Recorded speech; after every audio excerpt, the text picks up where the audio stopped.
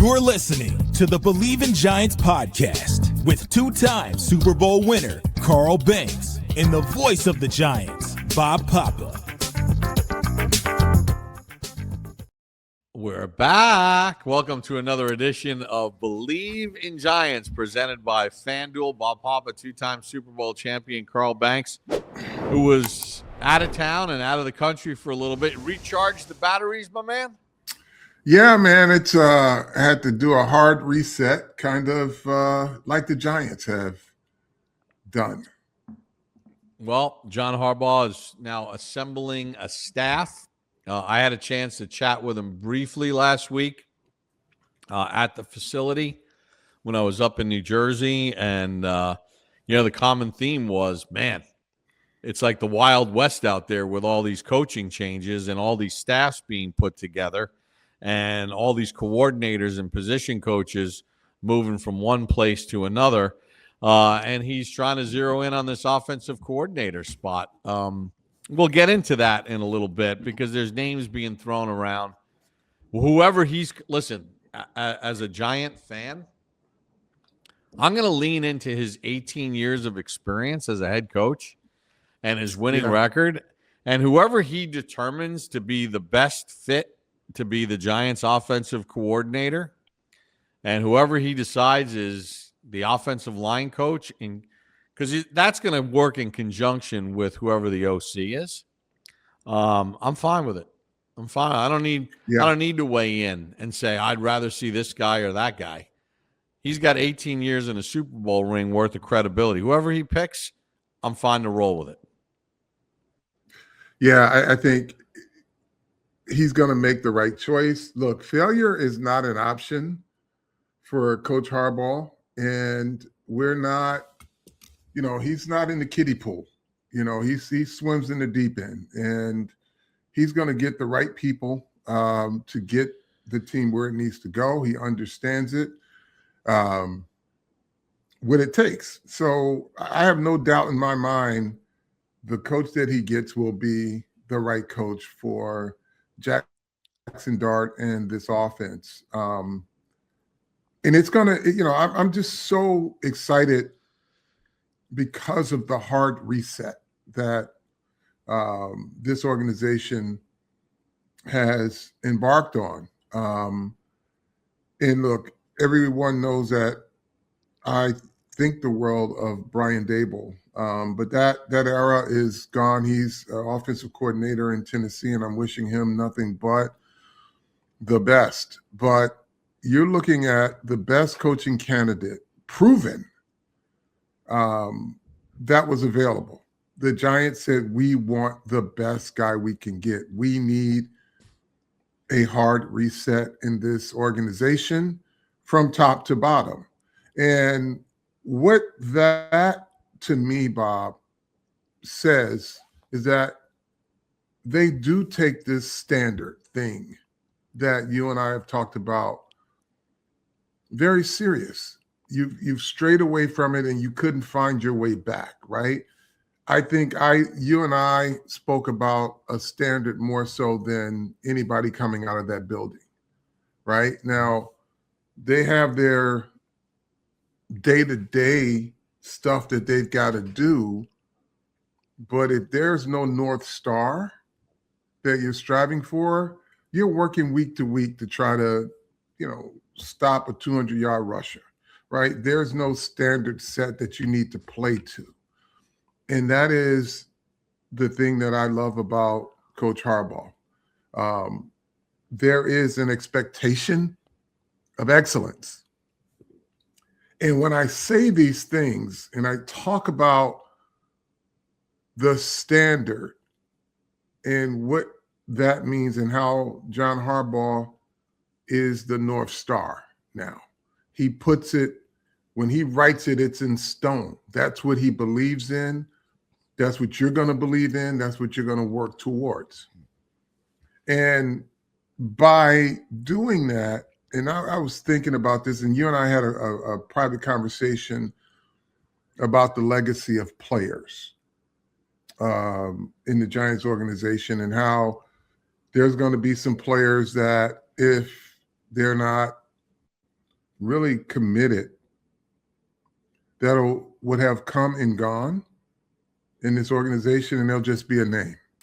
But then there are going to be some situations where Joe Schoen has to realize that, drafting players to get rid of them doesn't help the legacy, your legacy or the legacy of the franchise, the legacy of great players. Now, all of that has changed, right? Everybody now are operating not just transactional. We know the sport is transactional, Bob, but, I've only had, minor gripes with Joe, but my biggest one was the way the Saquon Barkley thing happened. But you draft these players, you speak so highly of them. Let's put some things in place so that they can be all-time greats, right? I want to see those guys perform for the Giants, their career, so that they could become legacy players for the franchise, for the organization, and not, for the Green Bay Packers or for the Philadelphia Eagles or for Seattle Seahawks. You drafted those guys. They're very good players. So, and these are not Joe's guys, all of them, but you want to make sure that things are in place so that you can nurture those players into being all-time greats for you. Now, or find out if they're need to go, right? But give them a legitimate give them a legitimate opportunity to either pass or fail as players that remain to stay. Make sure that you got pieces around them, meaning coaching, that puts them in the best position to be the best version of themselves. And then it becomes a meritocracy. They either perform or they don't. If they don't, they're gone. That's right. And the other thing, to Joe Schoen's defense, he had to clean up salary mess. He had to make some decisions, not based on what some organizations or general managers has to make, because he had to clean up a salary cap, and you pay one guy and you're going to be bad. Well, you were bad anyway, but they had to get themselves fiscally in condition to do these things. Now that they're in that position, right? Now that they're fiscally in a place to where they can make sound decisions, not based on if I plug this hole, if I pay this money, am I opening up a bigger gap? Are we on a cycle where, we're pouring money into a hole and it's coming out of another one? They no longer have to deal with that. Well, they can deal. Go ahead. I'm sorry. I'm going to give you a little contrarian, though, to that, Carl. They're not in the greatest salary cap space. But they're not in salary cap hell. And they're not in personnel hell. That's the thing. They had no offensive line. They were signing C-level free agents to try to get something together going. No, they're not in great salary cap, but they're in a place now where teams that need to create a little magic or salary cap wizardry, they can do that like some other teams. No, they're not. They're not the New York Jets flush with cash in a bunch of draft choices, but they've got enough of a position that they can make good decisions, not based on, well, we don't have enough money. Well, and that's where coaching is going to come into all this, Carl. And we'll get into the new defensive coordinator, but based off a year one sample, and again, you fired the defensive coordinator, you elevated Charlie Bullen, who I'm happy to see is being retained as the outside linebackers coach.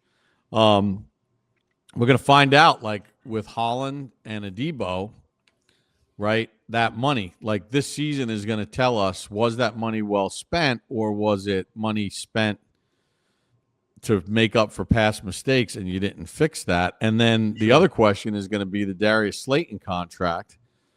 with the guaranteed 2 years, a 3-year deal at $12 million per, like, does that preclude you from keeping Wan'Dale Robinson or whatever? Like, that's stuff that we're gonna find out here in the next month or so.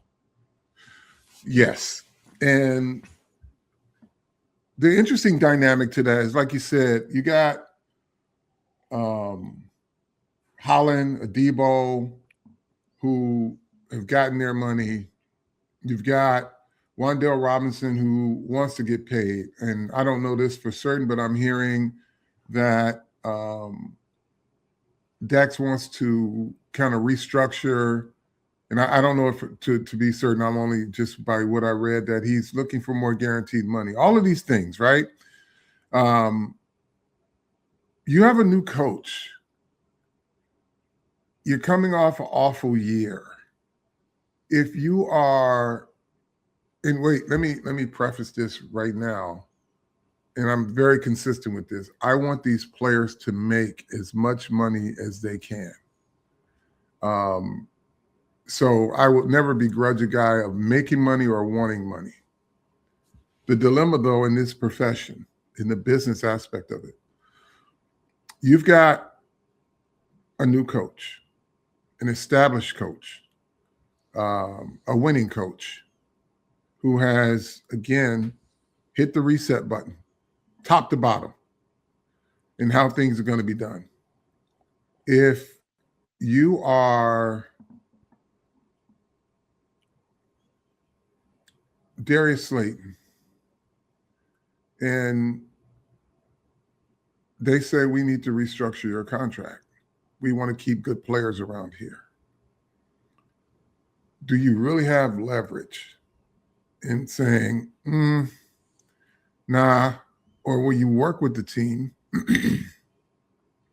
to be a part of it? Now, I'm not saying take any less money. I would never, like I said, these players deserve every penny they can get. But what would your position be if they said, we need to get players signed, we need to do some things with your deal? I don't know what that would look like, right? Do you have the leverage to say, nope, cut me, I'm going to go somewhere else? I don't think that's who he is. Or how about this one? They may look at him and say, I don't want him. That's happens. A possibility, yeah. That happens. I don't think he has much leverage, Carl, either. Okay. So, I mean, because he was a free agent last year and no one was banging down his door other than the Giants to sign him. Right. Now, Wan'Dale Robinson earned the right to have a really nice contract. I don't know what Coach Harbaugh prefers in wide receivers other than fast and reliable. He's had all types of wide receivers in Baltimore, so there's no prototype, right? And it's probably going to come down to who the offensive coordinator is. Yeah, exactly. But he's a productive guy. You would want, this goes back to that legacy players, right? You don't want a guy to be good just to go somewhere else because you can't keep him for whatever reasons. Wan'Dale's a team player. He's committed. He'll do what he needs to do. And he's a versatile guy. People didn't think he could do some of the things that he's done, but the way these offenses are set up, now he's no Deebo Samuel in terms of physicality, but he's very multiple in some of the things he can do. Going to be interesting, right? Whether or not they see him as a fit. Jermaine Illuminor has earned the right to a big paycheck again. He's worked for Coach Harbaugh before. But does your offensive line coach, whoever that may be, say, or does Coach Harbaugh say, let's roll with the young ones? We've got Marcus Bowe, who has shown that he's going to get better. And I believe in my coaching, and I believe in my coaching staff that I can get this guy to come along. And at that point, it's a shake hands and say, job well done, Jermaine, go get your bag, right? Because I don't know if the type of money, given what's going on in the marketplace at tackle and the teams that need them almost as desperately as they need quarterbacks, that he's going to be cheap. And those are the things you got to balance. So they may say, look, we can bring you in at this, but just know that we've got, we drafted players in anticipation of this. Now, Jermaine is not your legacy player, but he's a good player, he performed very well. And he's earned the right to another free agency windfall. But that's a decision that will not only be based on what the market is going to dictate for a guy like him, but whether or not you say, we drafted your guy, and you deserve to go get your money, go get it. No hard feelings, because you're not going to keep training wheels on Marcus Bowe. Those training wheels came off at the end of the season last year. And it was a sink or swim, and he swam. And he's only going to get better with better coaching. Now, you have a guy like Nacho whose contract is up. It'd be interesting to see. He's a depth piece, right? What does that look like salary-wise? Where does that land him in the market? Does he want to be a part of what the Giants are going to achieve? Then hypothetically, because I don't know this to be true, if there's a restructure request or a guaranteed money request from Dexter Lawrence, what does Joe Schoen and Coach Harbaugh say? Do they say, hey, look, we got to wait and see? We're not necessarily opposed to it, but we'd like to see the Dexter from 2 years ago, 3 years ago, 4 years ago. We want you to be a legacy player for the franchise. And it would be a shame if he did not become that. I mean, he's that talent level. We've seen his level of dominance. And look, I don't know if he's looking for guaranteed money or not. I'm speaking hypothetically, but I've just been reading a lot about it. He hasn't said anything, and I haven't heard his representatives speak on it. But here's where supposedly last offseason, that was the issue that developed, right? Mm-hmm. He wanted an upgraded, according to reports, sweetened salary. Mm-hmm. And we know how last year went. Mm-hmm. Yeah, so that part is where let's do this. Let's take the salary out of it. When Coach Harbaugh cuts on the tape, he's been in the league long enough. He knows the impact Dexter has had against his team in the past. What do you think they're going to ask him to commit to, right? Are they going to say, hey, we got to see if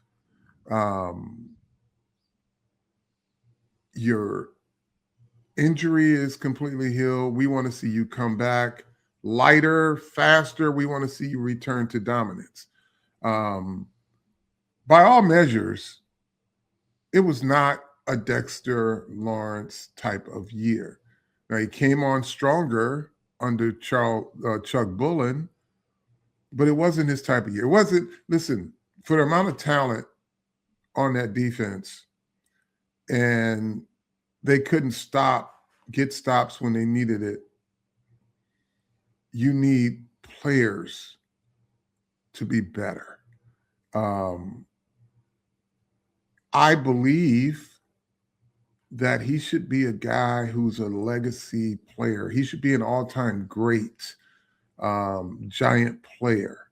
He's got to return to that. I don't even know if he had fun last year. He didn't look like he was having fun. But he's got to get back there. And I know that there are going to be some requirements for him. I don't know if they're going to ask him to come in lighter. I don't know what he's going to ask of himself. But I know that that's not the same dominant guy that we were used to seeing. Now, obviously people didn't like when I said what I said. But I think he's going to be better. And I think they're going to ask him to return back to a level that's a standard bearer for the Giants. It's an interesting dynamic on who they feel is good enough, what's going to be required of those that they want more from, and will those guys really rise to the occasion? I got to believe that as much as these guys talk about being tired of losing and wanting to win, that they will do whatever it takes.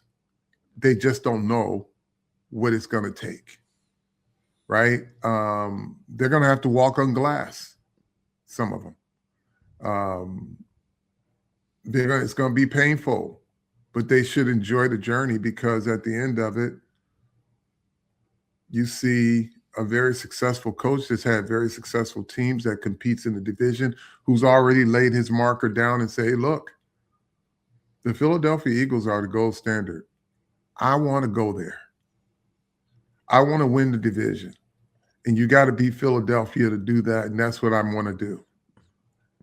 Well, it's not a hope, right? No, it's this is no hoping here. This is like, right. This guy's coming in. He's going to get the house in order. He's going to coach the team hard. He's going to be disciplined. He's not going to put up with any of the BS that we read about and heard about that transpired last year and the year before that. And he's going to create a level of accountability. And if guys don't conform, they're going to be gone. I mean, it's really that simple, because he's the one that signed the big deal. Right. And he ain't going anywhere, and he ain't a tryout coach. He's not one of these guys that this is their first rodeo. Yeah. And you don't know if they can handle it.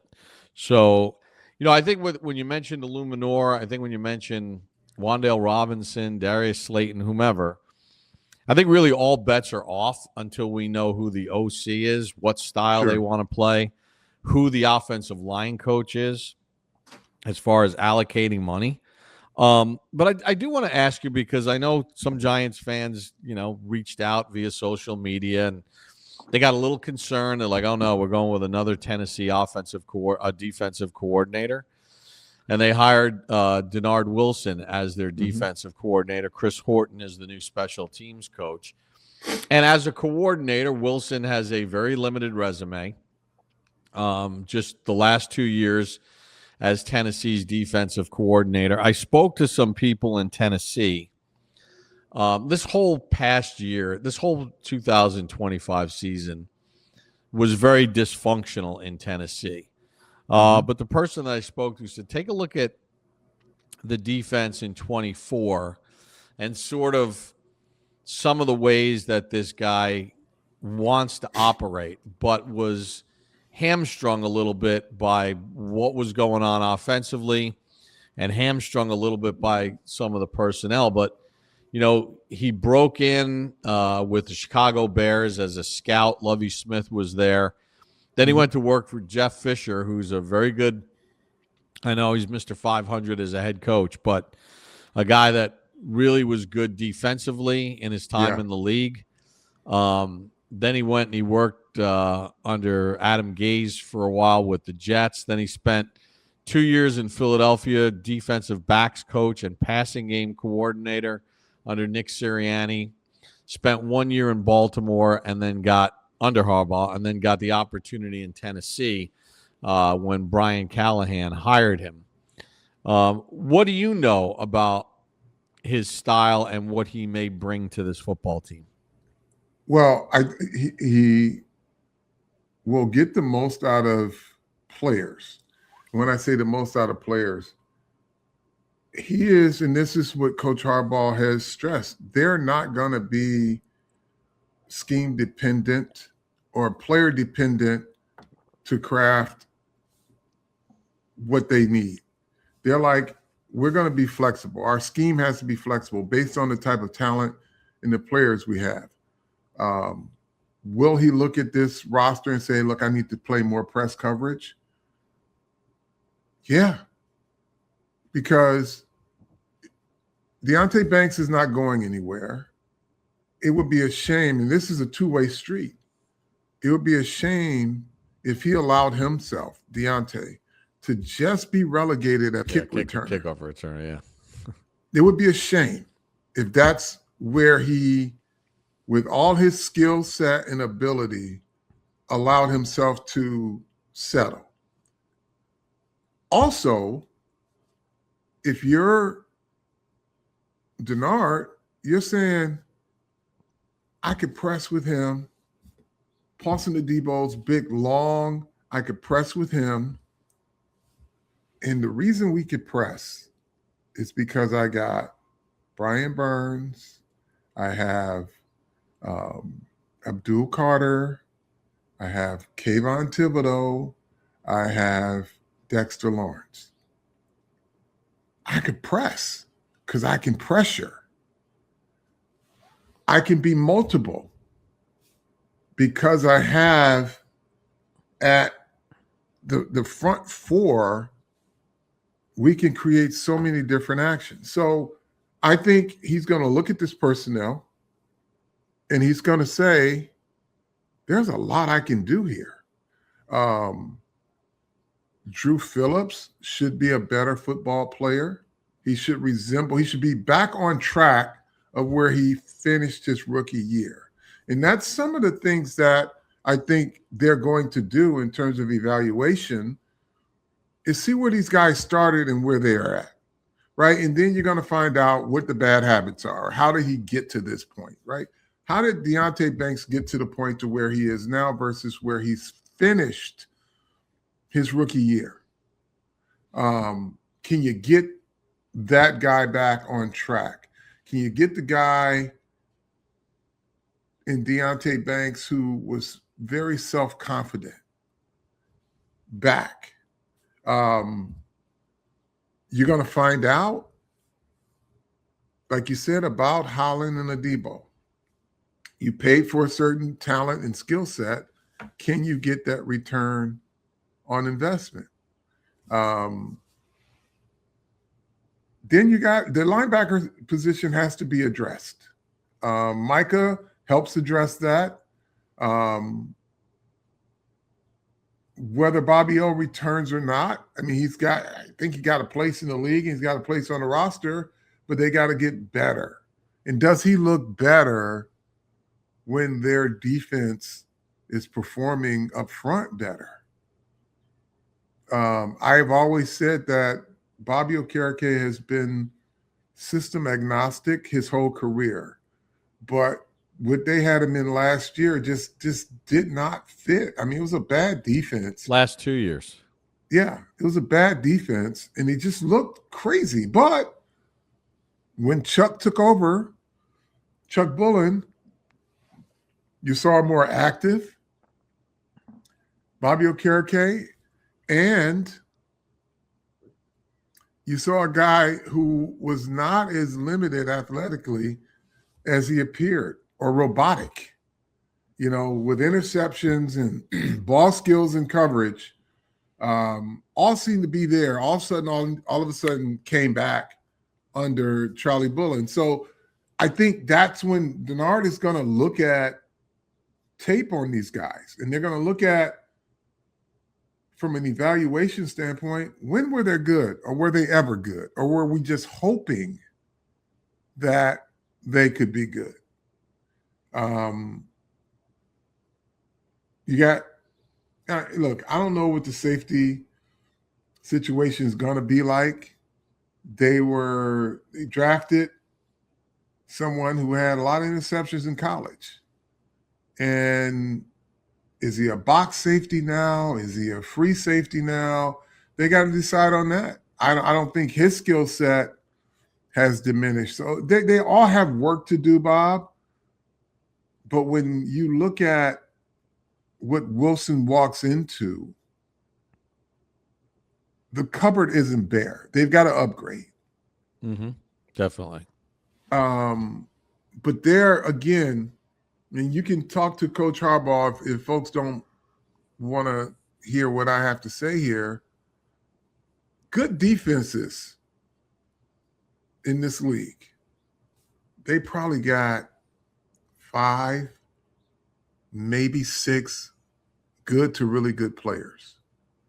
And those other 5 or 6 players are role players.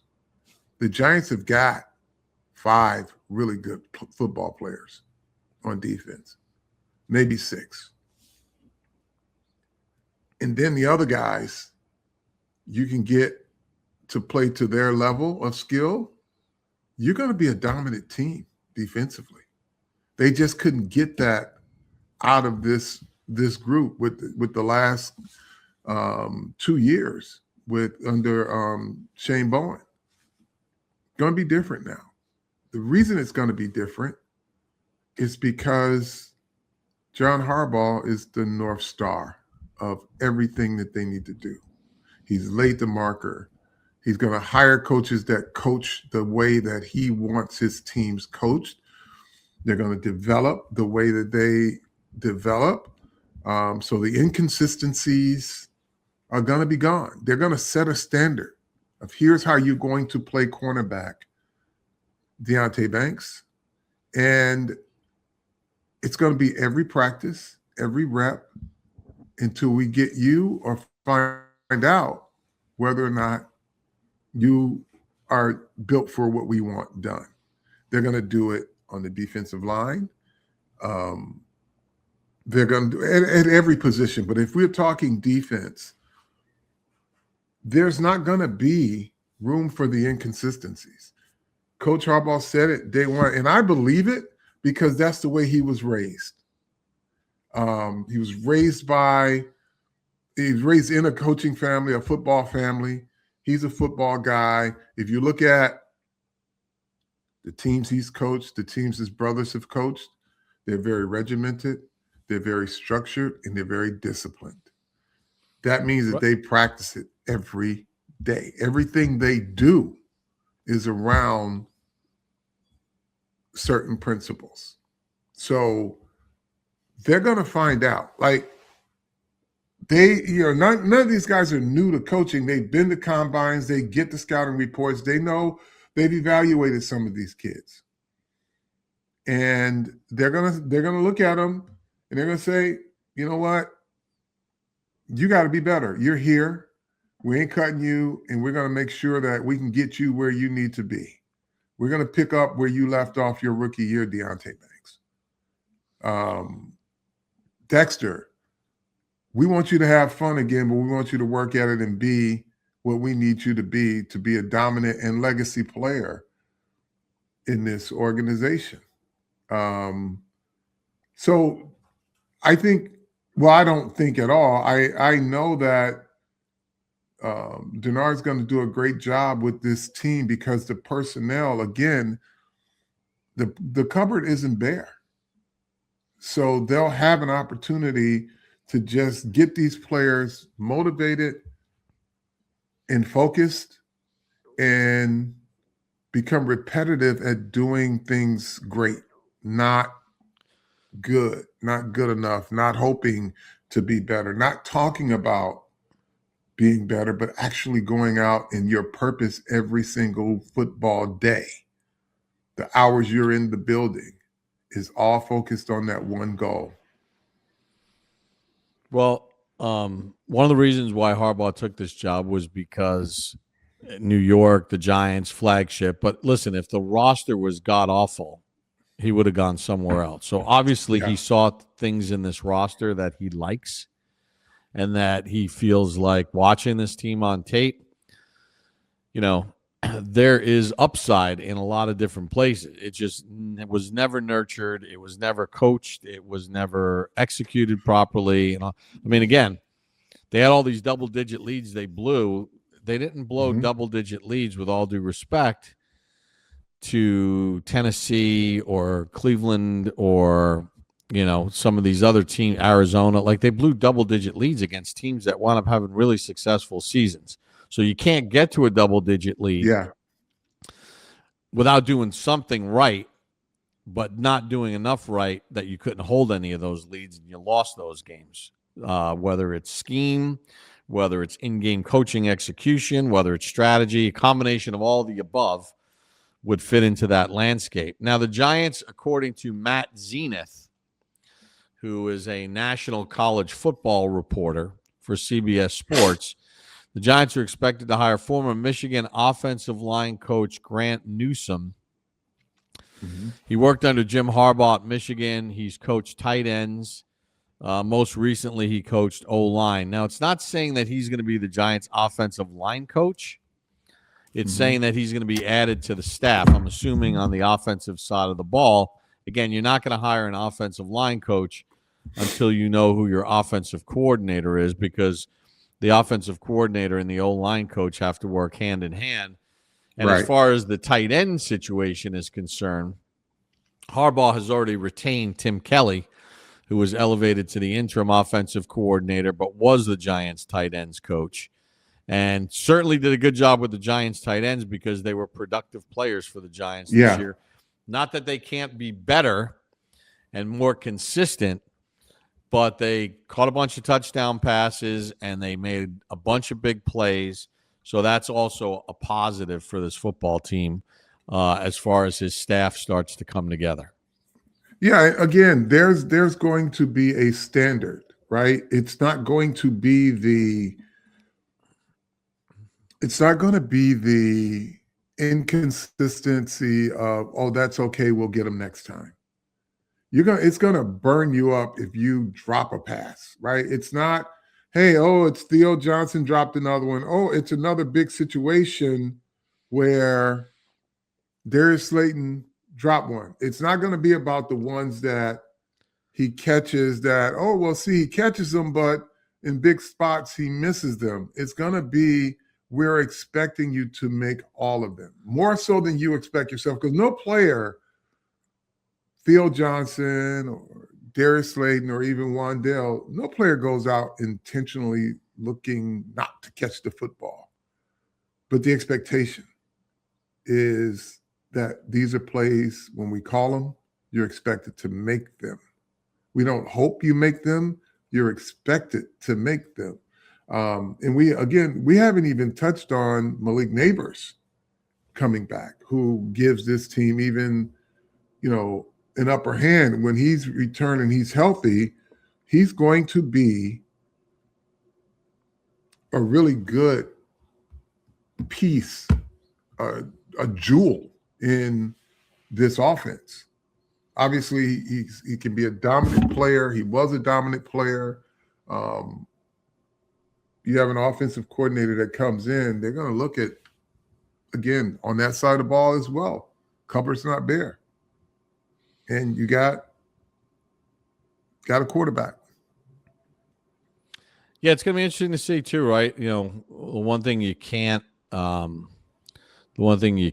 really gauge right now is the progress in the recovery from the injuries, whether it's Scadaboo or Malik Nabers. But it is what it is, right? Like, so But we know there's going to be a return of Malik Nabers.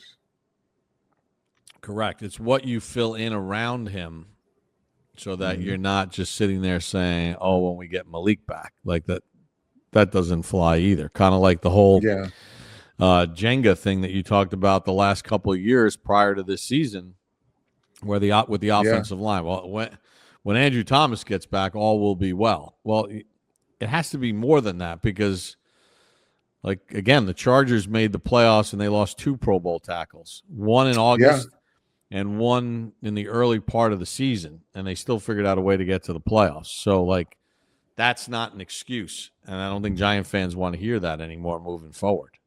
Well, that's the kind of the hope mentality, right? They're beyond that now. There are expectations. There's expectations for a high-level football, not hoping that we can get there one day. That day is today. As, again, you go back and you listen to what Coach Harbaugh spoke about in his presser, every single football hour will be working towards excellence, right? Everything they do, from film study to how they study film, to how they walk through, to how they practice, it's going to be towards that goal. So I kind of got an idea of how that's going to be. If you've ever played for Nick Saban, if you ever had him as a coordinator, your walkthroughs were intense. There was so much attention to detail, and that's what this team, I think it's going to be a culture shock a little bit. But I think I would venture to say that 95% of these players are going to embrace it and go to that level. Won't be hard for a guy like Brian Burns, right? He sees the North Star in what Harbaugh wants to do because he's already working at a certain level. I think the fourth quarter of the season of Abdul Carter, he won't have a problem adjusting. So I'm thrilled that they have the structure in place and everybody is being held to that standard. That's not just down in the locker room. It's in the training room. It's in the equipment room. It's in player development. It's in player personnel, player evaluations. It's with your general manager. Everybody's locked in at a different level now. That's what the expectation is. And I'm excited to see it. But there's some football things that are going to be fun to watch and see what happens in terms of contracts. How are you viewed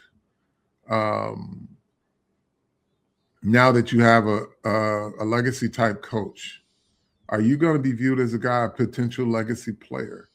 Do you feel that you can be that? Do you want that? Or do you just want money? I don't begrudge them. Go get your money. If you feel like you can be a legacy player, then John Harbaugh is your coach. He's going to make you as great as you can be. He's going to take you to another level. His philosophy and the way they do it and what the expectations are. You've had some good drafts, Joe Schoen, the last couple of years. Let's see if you can turn them into legacy players. The ones that should be. The other ones that are just going to be really good players for you. You've got your Deion Grants and your Antrell Rolls and, those type of players who gave you everything they had and were great players for you, and they got your championships. And then you had Michael Strahan, and you had Justin Tuck, and Osi Omiora. Those are your legacy players, your Eli Mannings, your Hakeem Nicks, legacy players, Jeremy Shockey, right? Now it's time for those types of guys that have it within them to be that. Yeah, we're going to find out all of it. Hey, Carl, I know you're going to head out to the Super Bowl. Do you have anything special planned? Oh, yep. We have a starter pop-up store in the financial district. I'll post those details on my social media pages because they're still rolling in, but we've got some really cool collaborations. Our Super Bowl apparel is pretty nice. And we got a couple really big collaborations that we're probably going to announce in the next day or so. I'm under embargo right now, but it's big. It's big. When are you heading out there? Tuesday? No, Wednesday. I'm going to go. All right, so check it all out. But we have our starter pop-up store. We're hosting a ton of different celebrity podcasts. Guys are coming in, setting up shop, doing their thing, and it's got a lot of things going on in there. And I'll give a run a show on my social media page for those who are going to be in San Francisco. Do you have a feeling about the outcome of this game? Yep. I am. A lot of people are going to be upset with me, but I'm a Patriots guy. I'm a Vrabel guy. I think both teams have great coaches and great players. I think Mike Vrabel will have his team prepared. He's got Super Bowl experience. He knows that there are certain moments in the game that can change it. They prepare for those things. That's something that Seattle has never really experienced at that level. There are certain plays that will impact the game that he knows about.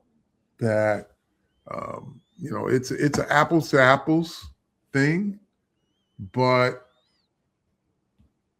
they have a little bit of an advantage in terms of the little idiosyncrasies of Super Bowl play, what to expect, when to expect it, or when we may try to do something. And again, they're both great teams. Obviously, they're there, and they're literally mirror each other in terms of great defense, efficiency on offense, good skill position players on both sides of the football. And I think it's going to come down to coaching and those little things that show up in the game that make a difference at a game of this level. Malcolm Butler play, right, versus Seattle. It's something that they practice. It showed up in the game and he made it, right? Those are the things that you didn't expect the Patriots to do because everybody else would have expected you hand the ball off to Marshawn Lynch. But they prepared for something that they said everybody's going to want to think they're handing the ball off to Lynch, but this is a play that they're going to run off of that. And they were prepared for it. That's why I like the New England Patriots to win this game because they prepare, they understand and expect the unexpected. In every phase of their football team will be prepared. I'm convinced of that. No doubt about it. Situational football, they'll be on top of it. The thing that has me worried about this game from a Patriots standpoint is the quarterback. I mean, Drake May has had an unbelievable year, but in the postseason, he's at 55%, 4 touchdowns, 2 interceptions. He's taken 15 sacks, and he has fumbled the ball way too much. And with Leonard Williams leading the way and what they have defensively, I think this game sits in the – I think, like a lot of these games, which team is going to be able to run the ball? The loss of Charbonnet certainly hurt Seattle, but they won a game without him. The physicality of New England, the way they ran it down Denver's throat at the end of the game in the snow when they needed to, was fantastic. But, can Drake May not turn the football over? Because I think with what Seattle can do offensively, and Jackson Smith and Jigba is a difficult matchup for everybody, but the corner for New England's pretty darn good. Gonzalez, yeah. To me, it comes down to the quarterback and which one blinks. Well, what we've seen, and these young quarterbacks have not valued the football in the playoffs. And it's hard to overcome the turnovers, but when the other team is turning it over as much as you are, which we saw throughout the playoffs, it's just a team who can make the play at the right time. Now, you're right. This is not the game for Drake May to think that, hey, we'll get it back next time. The one thing about Sam Darnold, he's been responsible with the football. So, yeah, it's really quarterback play is going to be important, but ball security and valuing the football as a quarterback will make or break this game. And I got to believe that with Drake May, they're hammering him since the last second ticked off the clock in the championship game. Hey, can't do this. We're not doing this. This is where we'd rather you take a sack, but if you're going to take a sack, you better hold on to the football. I don't want you putting the ball in harm's way. We have a defense, and that's what the Patriots did to win the game. They took the ball out of his hands, they ran it, and they said with their defense, our defense can win this football game for us. And that's what they did. But yeah, he's gonna have to really grow up, Drake May, but they're not going to ask him to do a whole lot. Just make the plays he's capable of making and put the onus on the run game, the offensive line, and the defense. Got anything else? No, that's all I got. All right. Well, enjoy your time at Super Bowl 60. It's going to be a lot of fun. Are you coming out? I am not coming out. I am staying put. Wow, this is a first for you. Well, you're doing a lot of golf. Golf season's upon us. Correct. So. And I got a lot of youth sports that I need to be at. That part. Yeah. All right. How do we like to end this thing as we thank our friends at FanDuel? Tell a friend to tell a friend. Believe in Giants. Believe in Giants.